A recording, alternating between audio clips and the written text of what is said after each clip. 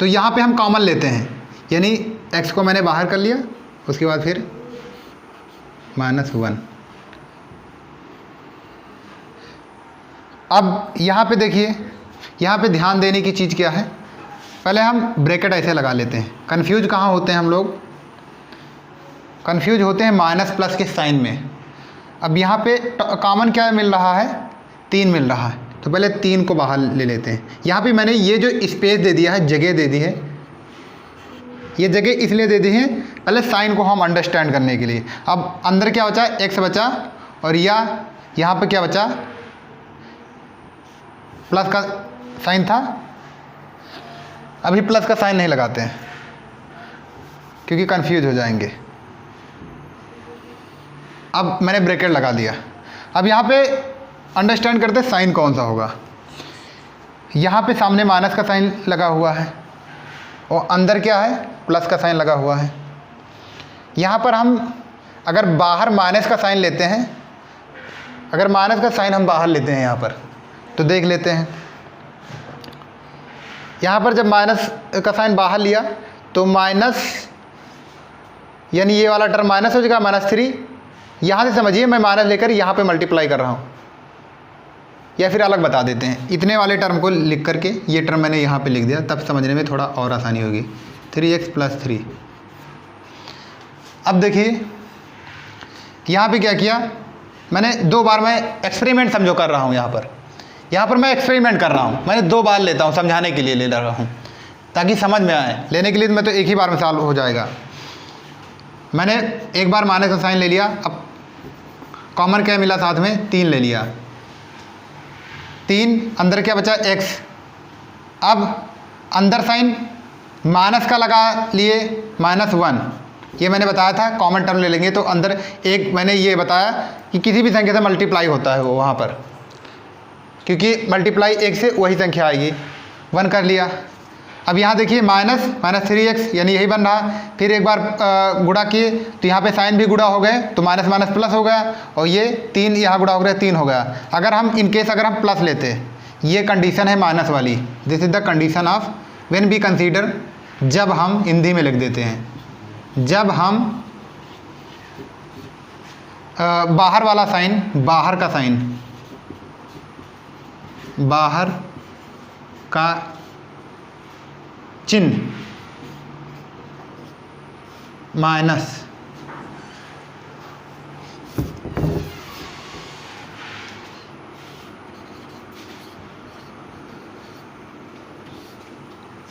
लेते हैं, माइनस लेते हैं, ये तब की कंडीशन, ये वाला इतना मैं समझा रहा हूँ अलग से। When we consider minus sign, then what is the result is I am getting right now. Actual में this is the correct result, this is the correct way expression of these terms, right. When we consider the plus sign, अब second condition ले लेते हैं, जब plus लेते हैं। अगर हम यहाँ पे क्योंकि माइनस ले रहा, अब यहाँ पर हम प्लस का साइन ले लेते हैं, 2 ब्रैकेट के साथ ले लेते हैं, -3x + 3। बाहर मैंने अंडरस्टूड के लिए मैंने प्लस का साइन ले लिया है। प्लस माइनस प्लस ही रहेगा, मल्टीप्लाई करेंगे प्लस प्लस प्लस ही रहेगा। एक बार अंदर देखते हैं तो वही टर्म आ जाएगा। अगर एक बार अंदर ये करेंगे तो -3x + 3 आएगा। यानी कोई चेंजेज नहीं हो रहे हैं, कोई चेंजेज यहाँ पे नहीं हो रहे हैं, यानी जो प्लस था अंदर प्लस ही रहा और ये माइनस वाला माइनस ही रहा। अगर इसे हम ब्रैकेट के साथ बाहर करते हैं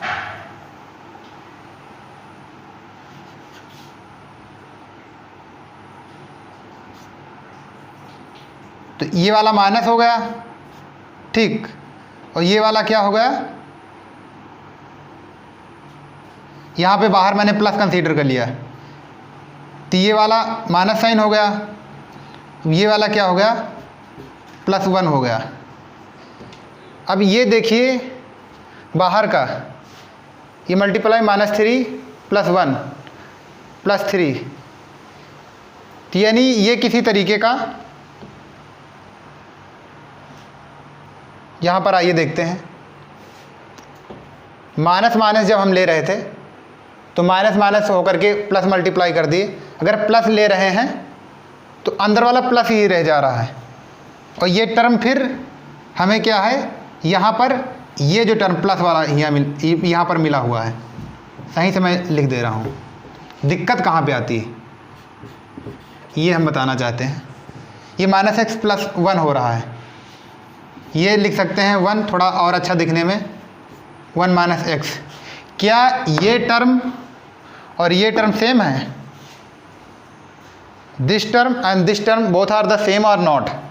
तो आप देखेंगे ये x माइनस 1 है, 1 माइनस एक्स है, यानी सेम नहीं है। तो ये रिप्रेजेंटेशन, ये इस तरीके से फैक्टराइज करना, दैट इज फुली रॉन्ग, ये पूरी तरीके से गलत है। इसीलिए मैं समझाया हूँ इस चीज़ को कि कितना इम्पॉर्टेंट है माइनस का, यानी माइनस प्लस के साइन का। फिर वही चीज़ मैं रिपीट कर रहा हूँ, फर्स्ट चैप्टर मैंने फर्स्ट वीडियो में डिस्कस भी किया हूँ कि मैथ जो सब्जेक्ट्स है वो बहुत क्लियरिटी देती है आपको, कितना आप क्लियर हैं किसी चीज़ में, how much you are clear in their own activity, work और whatever you are doing. तो ये इसका कोई काम नहीं है एक्चुअल में।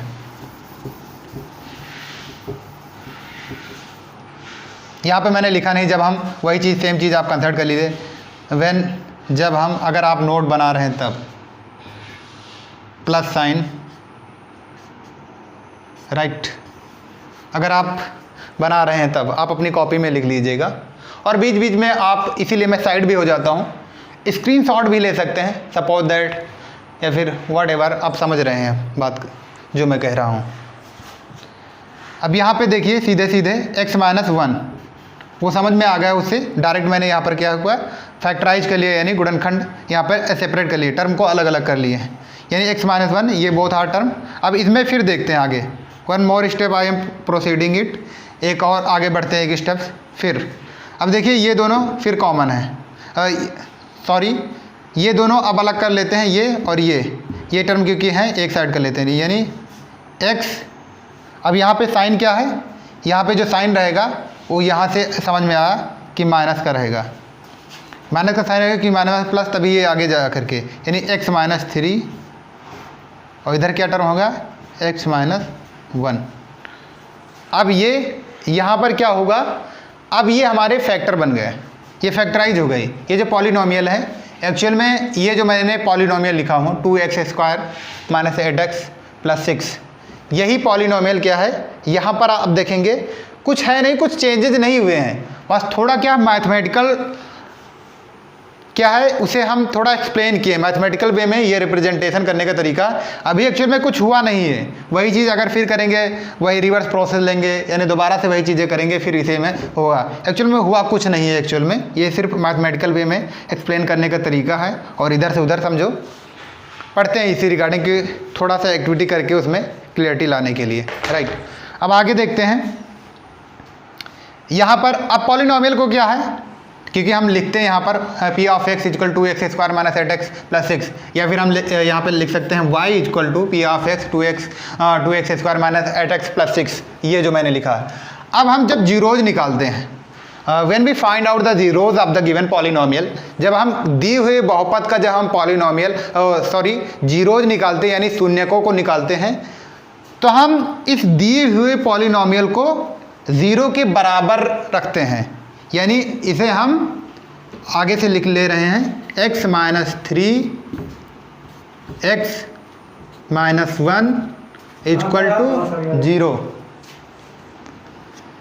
ठीक है। यानी y का टर्म जो यहाँ पर है, y को मैंने 0 मान लिया है, यहाँ पर ये जो y लिखा हुआ है ये 0 मैंने मान लिया है। तो y को हम 0 लेते हैं, क्योंकि मैंने स्टार्टिंग में वीडियो में भी बताया था, जहाँ पे ग्राफिकल रिप्रेजेंटेशन करते हैं वहाँ पर शून्यकों को निकालकर मैंने बताया भी था कि वहाँ पे 0 फिर किस तरीके से, तभी हम शून्यकों को फाइंड आउट कर सकते हैं, यानी जो भी शून्यंक है, जो भी जीरोज हैं, तब यहाँ पे अब जीरोज को हम फाइंड आउट करते हैं, यानी शून्यकों को, यानी x हर एक टर्म को, दोनों टर्म को 0 के बराबर रखते हैं, x इक्वल टू 0 यहाँ पर, और कॉमा लगाकर x माइनस 1 इक्वल टू 0, यानी हमें क्या फाइंड आउट हो गए, x equal to 3 and x equal to +1, +3 and +1. These two are the zeros of given polynomial. यानी ये जो है ये दी हुए पॉलिनोमियल का शून्यांक है, यानी शून्यांक है. शायद नीचे नहीं दिखाई पड़ रहा हो, मैं ऊपर लिख दे रहा हूँ, यहाँ पे मैं लिख दे रहा हूँ, यानी वहाँ पर यहाँ तक दिखाई दे रहा है ना, यहाँ तक. अब यहाँ पे लिख दे रहा हूँ x - 3 इक्वल टू 0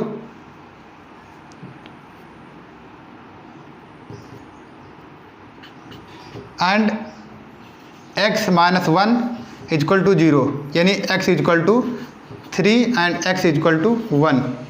यानी हमें पॉलिनोमियल जो दी हुई पॉलिनोमियल इसके जीरोज क्या मिल गए, 3 and 1. These are the two zeros of given polynomial. अब ये दो जो जीरोज मिले हैं, अब दो ही क्यों जीरोज मिले हैं, और ज़्यादा क्यों नहीं जीरोज, यानी और ज़्यादा शून्य क्यों नहीं मिले हैं, क्योंकि ये जो पॉलिनोमियल है ये क्वाड्रेटिक पॉलिनोमियल है.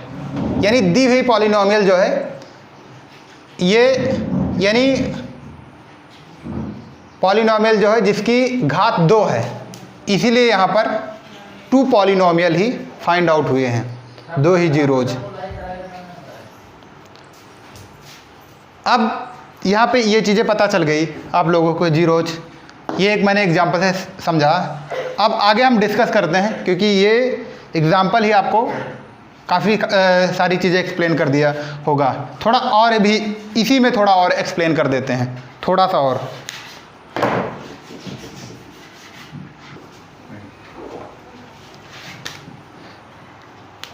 तो दोस्तों वही क्वाड्रेटिक पॉलिनोमियल है जो मैंने अभी, जिसके जीरोज ये जो मैंने फाइंड आउट किए, यानी जिसके शून्य फाइंड आउट किए, x equal to 1 and x equal to 3, यानी इसके 2 जीरोज हैं.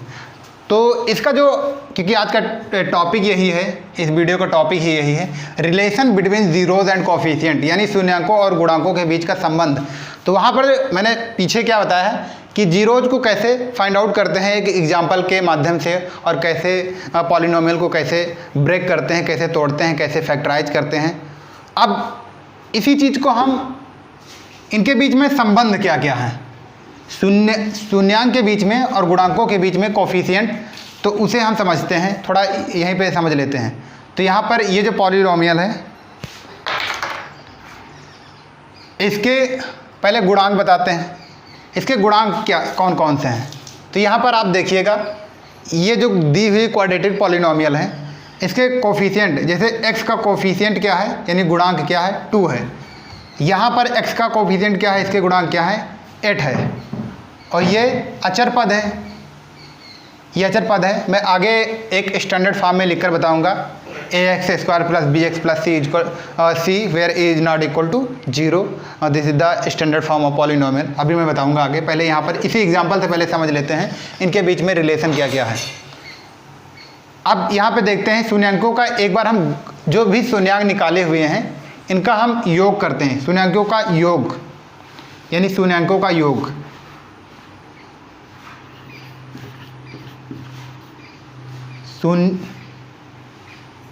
शून्यांकों का योग, शून्य को बोला जाता है, शून्य को हिंदी में, यानी जीरोज जो होते हैं शून्य को बोला जाता है. गलत मैं प्रोनाउंस कर रहा था, शून्य को का योग. शून्यकों का योग यानी एडिशन ऑफ, इंग्लिश में बोलेंगे addition of zeros, addition of zeros. Zeros कौन कौन से हैं, 1 एंड 3, 1 + 3, 1 एंड 3 इक्वल टू 4. अब देखते हैं कोफिशिएंट, गुणांक कौन कौन से हैं. गुणांक देखते हैं, यहाँ पे गुणांक कितना है, 8 है. अब पहले वीडियो में, पीछे वाली वीडियो देखिएगा तो वहाँ पर आपको बताया था एक वहाँ पर ax जो स्टैंडर्ड फॉर्म यहाँ पर मैं अभी भी लिखा हुआ polynomial ax plus b where a equal to not 0, यही इसी टर्म को मैंने लिखा था, इसी टर्म को, इसी जो टर्म है यहाँ पर माइनस बी अपान ए लिखा था और वहाँ पर मैंने लिखा था ये क्या होगा, ये होगा, ये यहाँ पर जो लिखा हुआ है ये इस जगह पे क्या होगा, ये अचर पद माइनस, हिंदी में लिख देते हैं अचर पद। दिखाई पड़ रहा है? नहीं दिखाई पड़ रहा उधर, कोई बात नहीं, मैं इधर लिख दे रहा हूँ। वो जो पॉलिनोमियल वहाँ पे दिखाई पड़ रही है, यहाँ पे मैं लिख दे रहा हूँ समझाने के लिए। यानी क्या हो गया, एक पीछे वाली वीडियो आप देखिएगा तो वहाँ पर आपको समझ में आएंगे। माइनस बी अपान ए, हिंदी में इसे लिखेंगे, आपकी बुक में भी मिल जाए अचर पद अपान x का गुणांक, माइनस यहाँ पे लगेगा x का गुणांक, x का गुणांक। थोड़ा यहाँ पे बता दे रहे हैं, ये वाले टर्म का है, मैंने ये पीछे वाला है बता रहा हूँ, इसे नॉन वेरिएबल टर्म एंड यहाँ पे क्या होता है कोफिशिएंट ऑफ x। ये अब यहाँ पे क्या है, यहाँ पे इस क्वेश्चन में देखते हैं, ये मैंने पीछे का याद करने के लिए बता दिया। मैंने बताया था कि वहाँ पर काफ़ी ज़्यादा, वो भी एक लीनियर पॉलिनोमियल का एक वहाँ पर मैंने रिलेशन निकाला हुआ था, उसी रिलेशन को है। अब यहाँ पे देखते हैं, थोड़ा ये यहाँ पे हटा दे रहा हूँ, इसके जीरोज में इधर लिख दे रहा हूँ क्योंकि जीरोज तो आप लोगों को कई बार मैंने समझाए, पता ही चल गए होंगे। मुझे मालूम है वीडियोस काफ़ी ज़्यादा लेंदी हो रहे होंगे, ऐसी बात नहीं है, बट एक्चुअल में क्या कोशिश मेरी यही रहती कि सारी चीज़ें समझ में आए। इसीलिए मैं ये एक्चुअल में अगर बताने में तो बहुत शॉर्ट में हो जाएंगी चीज़ें, लेकिन समझ में नहीं आए तो उसका क्या मोटिव ही क्या है, इसीलिए मैं कहता हूँ वीडियोस लेंदी हो जाएंगी। लेकिन कंसेप्ट को अगर एक बार तुम्हारे आपके दिमाग में आ गया, अगर कंसेप्ट तुम्हें समझ में आ गया अगर खुल करके, तब फिर बार बार देखने की ज़रूरत ही नहीं पड़ेगी बहुत ज़्यादा बार, बस वही चीज़ को रिवाइज करना एक बार। जब कंसेप्ट अगर समझ में आ गया तो हल्का सा अगर एक बार पुटअप रखेंगे अपने माइंड को, एक बार रिवाइज करेंगे, जब हल्का सा भी देख लेंगे ना तो चीज़ें ध्यान रहेंगी और वो फिर हम भूलते नहीं। एक्चुअल में क्या होता है, वैसे ये चीज़ें क्योंकि मैं यहाँ पे सॉल्व कर रहा हूँ, एग्ज़ाम में हम किस लिए भूल जाते हैं। चलो ठीक है, किसी दिन मैं कोई मैं वीडियो बना दूँगा, वहाँ पर सारी चीज़ें A to Z क्या होता है एक्चुअल में, वो चीज़ें मैं वहाँ पर बताऊँगा। पहले यहाँ पर क्वेश्चन पे आते हैं, कम ऑन द कंसेप्ट। अब यहाँ पर शून्यांकों का योग, अब आगे देखते हैं रिलेशन को ही आगे डिफाइन करने के लिए, बराबर। अब देखिए आगे क्या है, माइनस 8 कहाँ से लिया, ये क्या हो गया, ये कोफिशिएंट, ये कोफिशिएंट होगा b है, ये टर्म b है। वहाँ पर जैसे था ये क्वाड्रेटिक पॉलिनोमियल है, एक स्टैंडर्ड फॉर्म मैं लिख दे रहा हूँ, ax² plus bx plus c, ये स्टैंडर्ड फॉर्म है, इक्वल टू क्वाड्रेटिक पॉलिनोमियल का p ऑफ x। अभी इसी को हम अच्छी तरीके से और एक्सप्लेन करेंगे और वो आप नोट में डाल लेना अपने आसानी से। ये स्टैंडर्ड फॉर्म है, यानी ये जो है b वाला ये टर्म है, ये यहाँ पर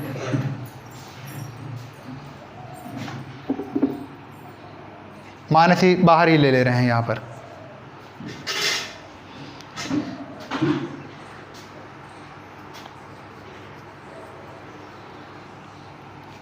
और यहाँ पर क्या है, यहाँ पे साइन जो है माइनस का है ऑलरेडी, इसीलिए मैंने लगाया था एक्चुअल में।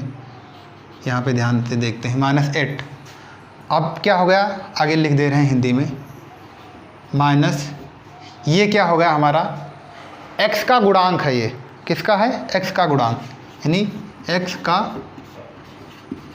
गुणांक इंग्लिश में बोलेंगे कोफिशिएंट ऑफ x। नीचे क्या हो गया, एक्स स्क्वायर का गुणांक किया है 2, नीचे एक्स स्क्वायर का यानी क्या होगा 2, यहाँ पे लिख दे रहे हैं डिवाइडेड बाई एक्स स्क्वायर का गुणांक। हम ये रिलेशन को आज समझा रहे हैं। क्या रिलेशन है? शून्यकों और गुणांकों के बीच। सॉरी, इससे पहले मैं शून्यांक कह रहा था एक्चुअली हिंदी में प्रोनाउंस करने में, इसके लिए मैं सॉरी चाहूँगा। मैं सारी चीज़ें करेक्ट ही करना चाह रहा हूँ क्योंकि ये धीरे धीरे आ जाएंगी, इसीलिए शून्यकों एक्स स्क्वायर का गुणांक, एक्स स्क्वायर का गुणांक।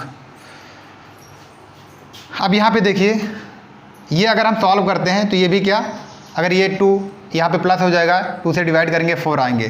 तो यहाँ पर हमें क्या एक फाइंड आउट हो रहा है, यहाँ पर देखिए क्या एक रिलेशन बन रहा है कि यहाँ पे जब शून्यकों का योग करते हैं, यहाँ पर जब हम शून्यकों का जब योग करते हैं, यानी जो जीरोज हमने फाइंड आउट किए थे दिए हुए पॉलिनोमियल का, तो उसकी वैल्यू और वहाँ पर जब x का गुणांक और एक्स स्क्वायर का गुणांक, यानी जो ये वाला टर्म है, b वाला टर्म है, वहाँ पे स्टैंडर्ड पॉलिनोमियल में देखिए ये जो है स्टैंडर्ड पॉलिनोमियल का, और इसके बीच में देखिए रिलेशन है एक, यानी दोनों वैल्यू सेम आ रही हैं।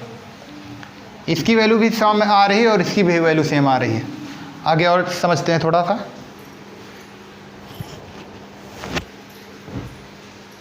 फैक्ट, अब शून्यकों का क्योंकि 2 चीज़ें करते हैं, एक बार योग करते हैं, वहाँ पे जब फैक्टराइज करते हैं, पीछे देखा होगा आपने, जब फैक्टराइज हम करने लगते हैं तो वहाँ पर क्योंकि b वाले जो टर्म होता है यहाँ पर, उसे हम योग के टर्म में रिप्रेजेंट करते हैं, और यहाँ पर जो टर्म होता है c वाला टर्म है, जैसे लीनियर में यहाँ पर 2 ही टर्म है क्योंकि यहाँ पर तो इस रिगार्डिंग, तो यहाँ पर इतना ज़्यादा क्लियर, ये वाला जैसे है वहाँ पे 2 ही टर्म है, वहाँ तो डायरेक्टली बस इक्वल टू 0 करके रख देते हैं। यहाँ पे क्योंकि टर्म आगे बढ़ रहे हैं, जितने ही क्यूबिक पॉलिनोमियल, तो उनका थोड़ा सॉल्व करने का तरीका भी थोड़ा सा बदल जाता है क्योंकि वो इसी तरीके से इसे बताया ही गया है। तो थोड़ा सा हर में थोड़ा सा डिफरेंस है, there is no too much difference between the solving of these all of the problems.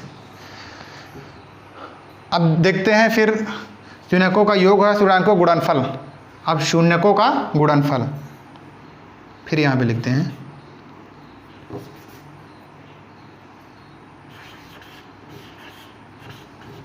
शून्यकों का गुणनफल।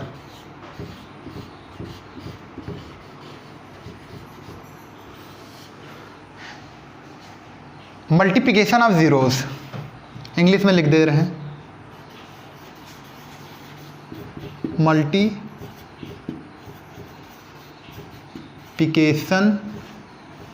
Of zeros. Multiplication of zeros दिखाई पड़ रहा है? ओके। अब हम जो भी ज़ीरोज़ फाइंड आउट किए थे, यानी 1 और 3, उनका गुणनफल करते हैं।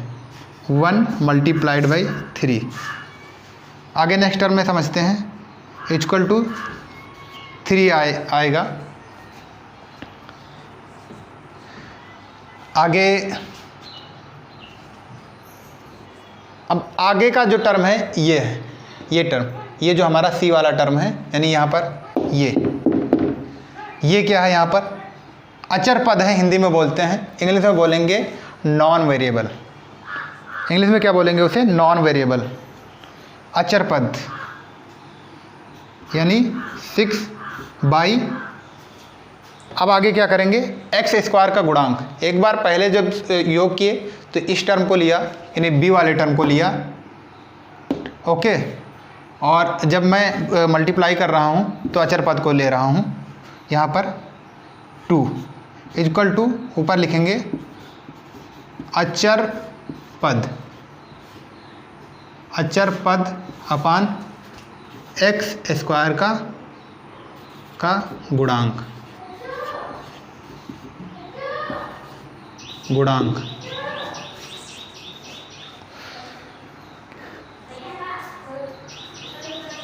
एक्स स्क्वायर का गुणांक।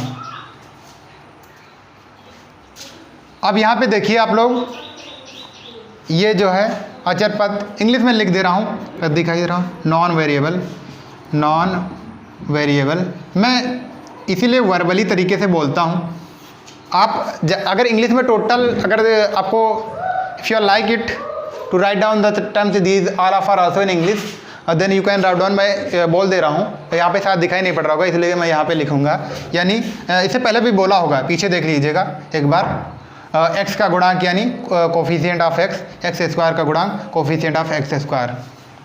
अब यहाँ पे क्या, non variable equal to coefficient of x, short form में कोफिशिएंट ऑफ एक्स स्क्वायर।